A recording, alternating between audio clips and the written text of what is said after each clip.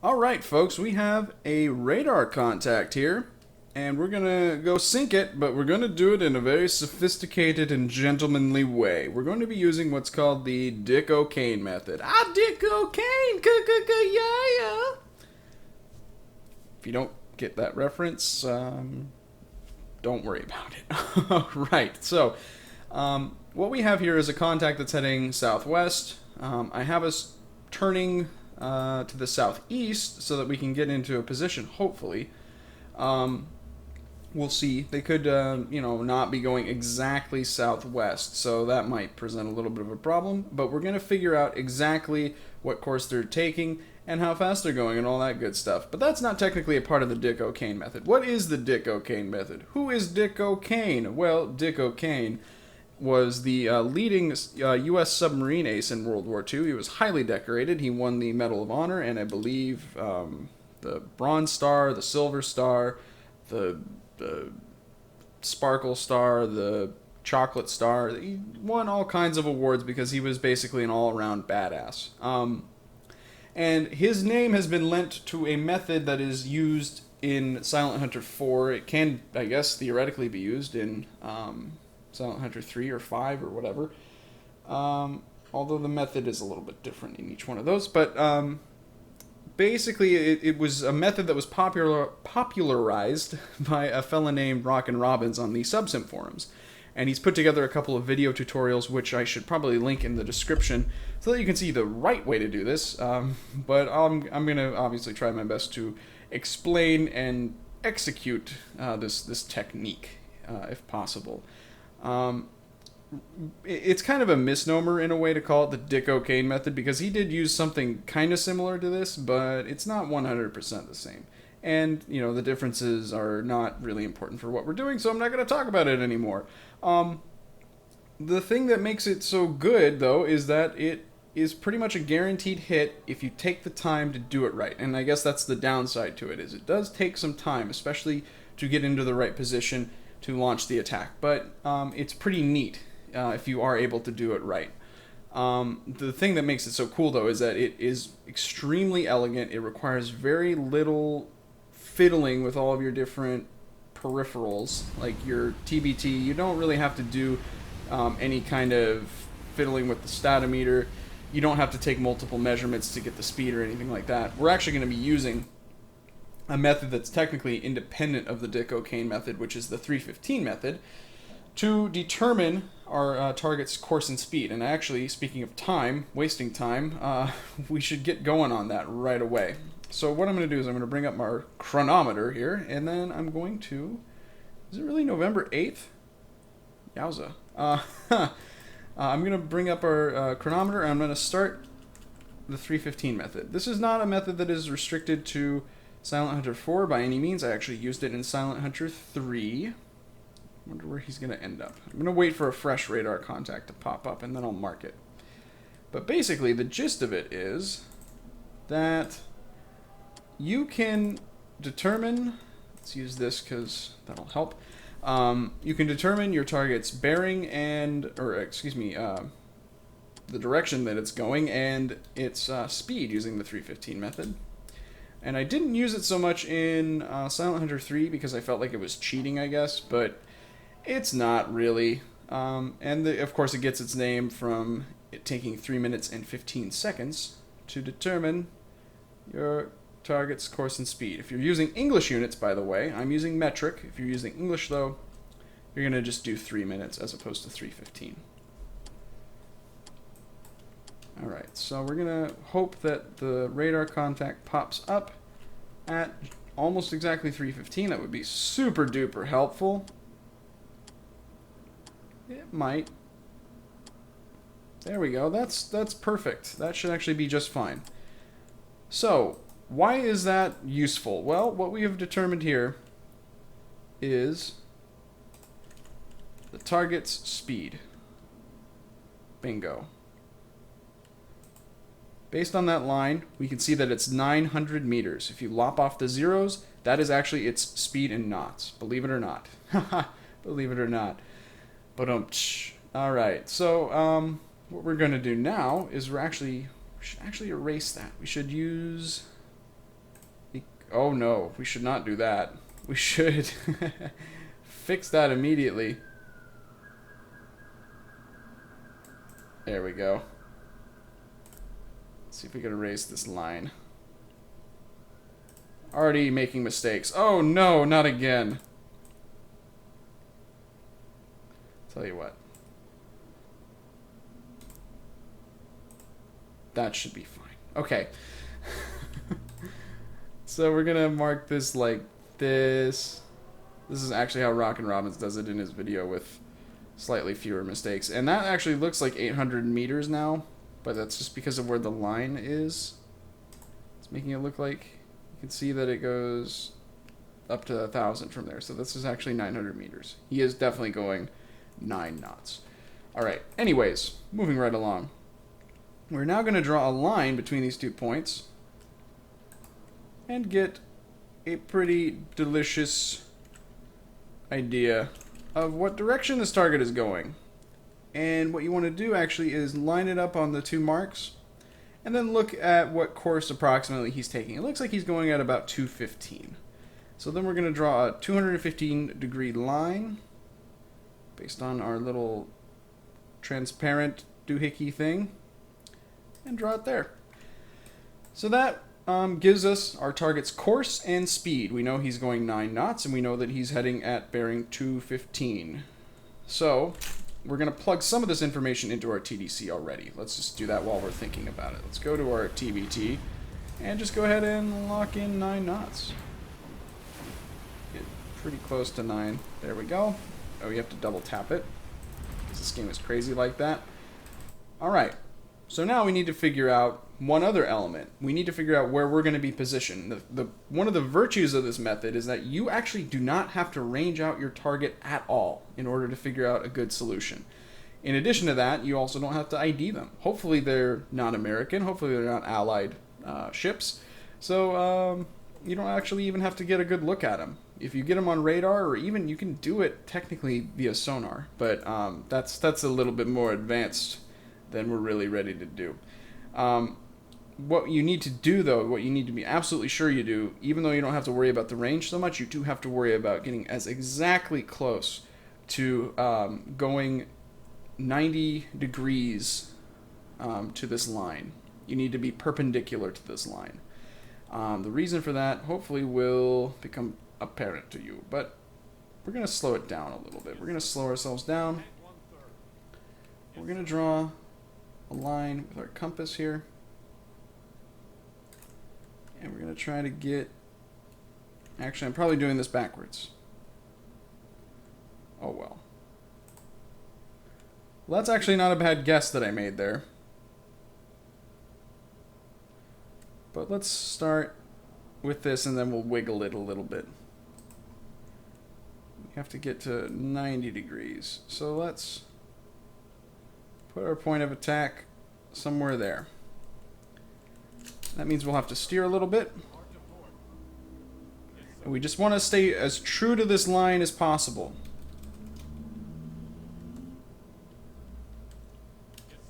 Yes, sir. All right. I could use the course layer inner thing, but I want to keep that course because I spent a lot of time on it. I don't want to lose it. So now we're turning hard to starboard, and I probably kind of dick this up a little bit, but that is okay.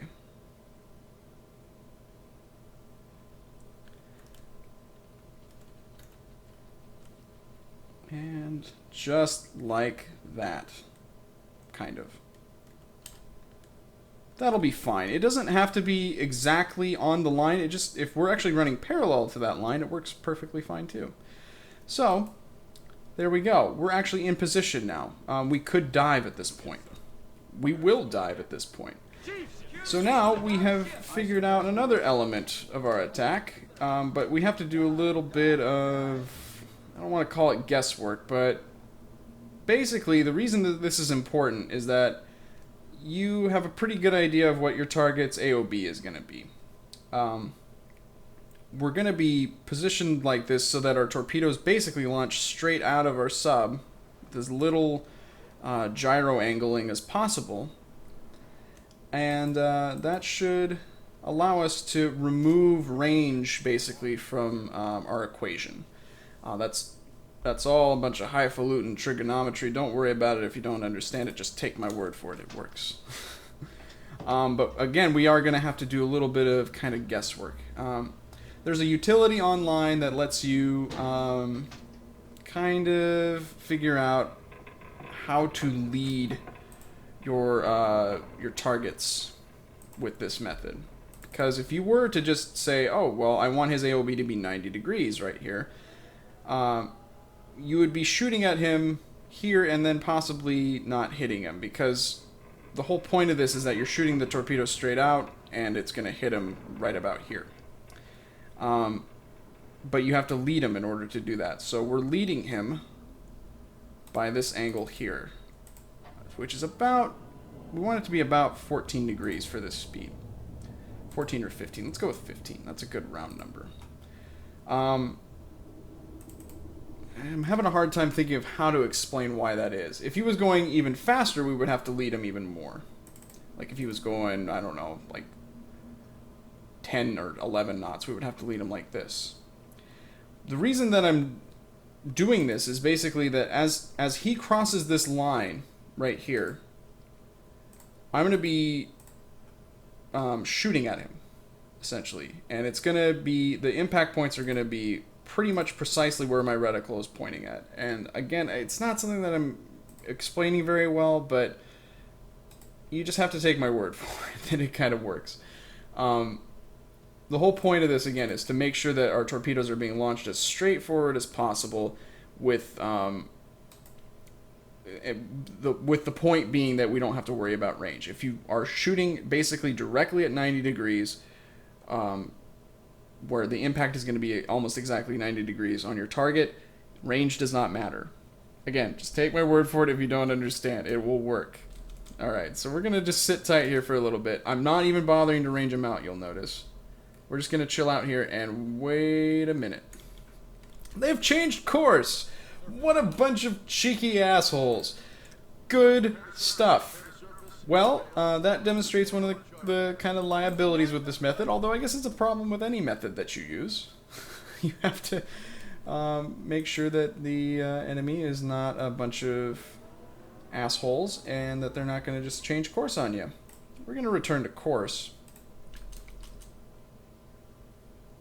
And it looks like they've kind of settled down. So we're going to have to 315 them again, maybe. That's okay. We've got all the time in the world, don't we? Right. Alright, so let's do the lead ship again. Once more with feeling. You're ruining the lesson! I'd send you out into the hall if I was actually a teacher. We're actually gonna stretch this out a little bit. Okay. So again, we're just making sure that they didn't change speed, basically. 2 minutes. And 3 minutes. We're gonna get ready to 315 them again. Speed it up just a twinge. Probably over here. Just about perfect. Okay, so you guys get to see this one more time. Good for you. Alright. And again, 9 knots. Fantastic. Okay. Maybe this will give me an opportunity to explain the lead angle thing again, but maybe I'll fuck it up again. Basically, I mean, with the torpedo, it's evident. The whole point of the solution is figuring out how to lead your shot so that you actually hit a moving target. And that looks like 278 or something like that. Kind of weird, but whatever.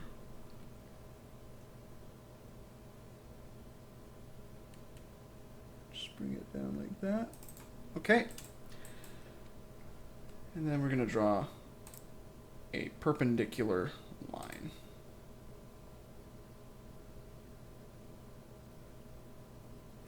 I'm just kind of going based on what I think I can get into position to do.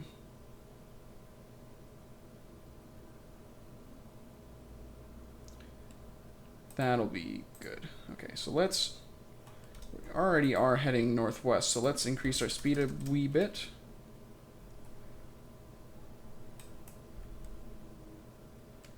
And then we'll change our course here in a moment.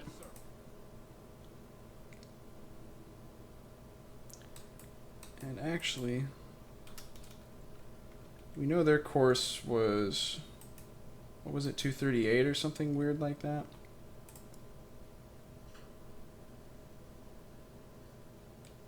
.278. So that would make us, we need to actually steer on a course of 8 degrees. That's close enough. Close enough for government work. And again, we don't have to be exactly on this line. We just need to be parallel to it. Although with that said, we're kind of far away from the target. So let's keep going this way. We're technically not even in visual range yet. And it looks like our targets are drifting slightly off of that line, but it should still be pretty much okay. So let's go like that. Let's just make sure that my crew isn't seeing anything. Oh, they're actually quite close. Well, that's fine. Let's get a look at them if we can. Oh, there's a very dark shape there. I can't tell what that is. But that's one of the advantages of this method. If you can detect them on radar, you can still come up with a solution. You don't have to range them out. You don't really have to do anything. Yes, sir. We're going to go ahead 1/3. And we're going to dive. And we're not going to go all the way under, I think. We'll put it in as going to periscope depth to start with, just so that we can get the dive going. And then we'll come back up a little bit. Yes, sir. Oh, and our scope was already up. Brilliant. Okay, so things are a little bit different now, because before we were approaching them from their starboard side. Now we're approaching them from their port side. So we're still going to lead them, and it's going to be by about 15 degrees again. And there's a utility that will give you an idea of how to do this. You'll kind of just get a feel for it, I guess, if you do this a little bit more. But you know, it's not a precise thing. There's actually, like I said, there's a utility that will let you figure out what angle you're supposed to lead the ship by. So, anyways, it will become a little bit clearer as I do the actual attack. I know that I'm kind of fudging that explanation, but it works. Believe me, I'm trustworthy. All right, so this 15-degree business, we're basically taking, since he's approaching from this side, we're going to be looking at the port side of his ship. We're taking 90 degrees and then subtracting 15 from it, because 15 is our lead angle. And the result will be 75. So we're going to plug that into our TBT, or TBC, TDC, ACDC, whatever it is. And that's it. We've got our torpedo solution. We can then just crank the range all the way over here. That's part of the process as well. It does change things a little bit, but not a whole hell of a lot. And we're basically ready to go at this point. Now, let's take a look at our actual target. That is some kind of, I want to say it's an ammo freighter, but I think we had 2 contacts, and that is a tanker.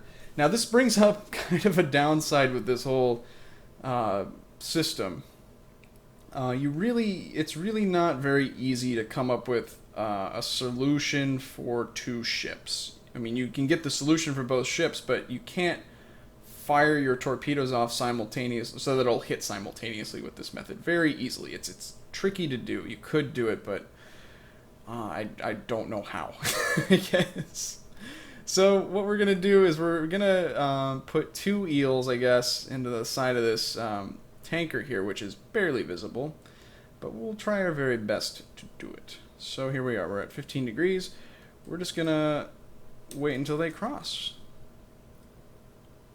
Let's zoom in. Okay, so that's the first ship. That's not the ship that we're shooting at. I'm just going to let him go right by. because I believe that that tanker is more tonnage. Alright, so let's slow it down here. Whoa, okay. You want to keep this steady. There we go.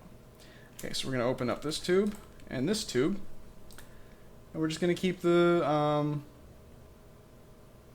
periscope pointed here. We're not pointing at the enemy ship. We're not locked on him. We're not using the position keeper. We're doing a very, very simple method when you come right down to it. And so I think what I'll do is I'll put one right about, we'll put it right behind the cabin here, because the juicy parts of a tanker are pretty much in the midsection. And we'll put one ahead of the engine house, right there. Put the scope down, and we could try to come up with a solution for this guy, but again, it's not going to work so well. Because he's no longer on a lead angle for us, we would have to basically figure out a torpedo solution for him the old-fashioned way. It's just all around a losing proposition. So, oh, we've got our little SD radar up. Good for us. And again, we didn't range him out. We didn't ID him or anything. I just said, it's a tanker. Let's shoot at it. That kind of method suits me just fine. So let's take a look at our attack map and see what's happening here. We've got 2 torpedoes inbound.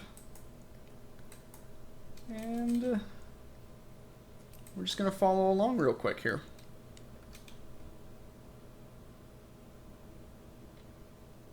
And I remind you, no range reading was taken. Aren't we great? Let's see how these work out for us. There's a torpedo right there. And I said it was going to hit just behind the cabin, and I do believe it will. They have seen it though, it looks like. So they might have sped up just a touch, but that was a good impact, and this is going to hit right in front of the engine house. Nope, they did speed up. But hey, that's still 2 solid hits on a tanker, and I'm really happy about that. Oh man, and that went pretty much flawlessly. I didn't explain the whole lead angle thing very well. Maybe if you check out Rockin Robbins' video, it will make things a little bit clearer. But this guy took 2 hits. I probably could have gotten away with launching a 3rd. But we'll keep our eye on him and see if he sinks. Now, again, the problem with this method is it doesn't really let you do a multiple target attack very easily. But that's okay. You guys wanted to see me use a different method of sinking ships, and I have demonstrated said method to you. I hope you have enjoyed this. So we're going to keep our eye on this target here, try to sink him with the deck gun if necessary, and then our other friend will probably hit in a more conventional method. It's going to be tricky to shoot at him now because he is zigzagging. So we'll let him sail on for a little bit, and then we'll keep our eye on this fine fellow here. Alright, so our tanker friend has disappeared from the map, so let's go up to periscope depth. See if we can find him. We're going to go a little bit above the waves. And take a look through our scope. He should be, well, hopefully he's on fire. Tankers tend to do that. There you go. So he's over there, he's dead in the water, and it looks like he's about to sink, but I do think, whoa, I do think I'd like to help him along. But let's also take a look around for his friend. It looks like he separated off. So he's at about, oh, I don't know, 240 or something like that. Let's take a look. Did I go right by him? Hello? Oh wait, that's him there. Maybe. Maybe it was a ghost. No, that's him there. He's actually 270. Well, I suck. Let's go ahead and go on the surface, and we're going to try to take this guy out with the deck gun if we can. Safely. This guy's actually fairly close. We'll just see how this goes. Could be a little bit risky.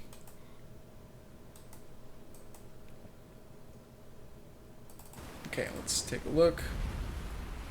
Looks like they did separate. They went their separate ways. Uh-oh. Did I just hear a shell? Could have just been the sound of the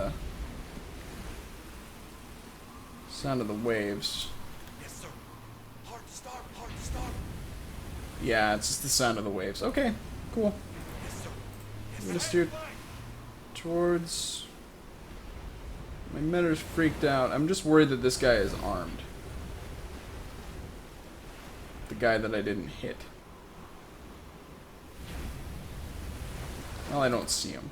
So, what I can't see can't hurt me. That's the mantra of the submarine skipper. Alright, so we're gonna head over here. Just cruising along for a little bit. Now, he could be armed as well, by the way. Vroom!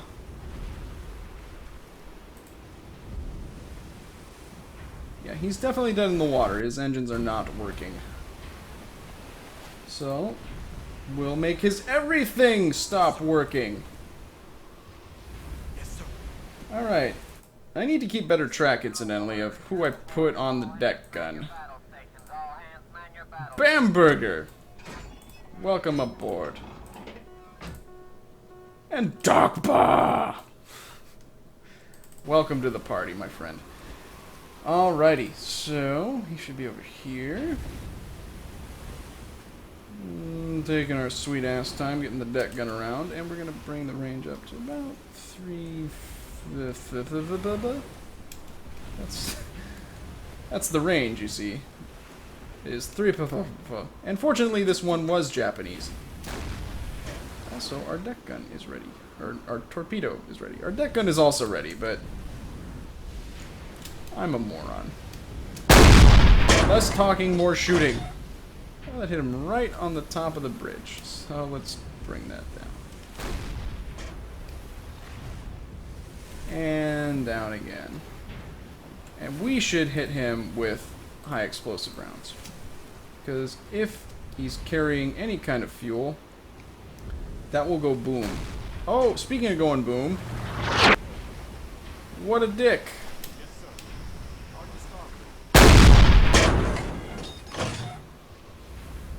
Leave me alone.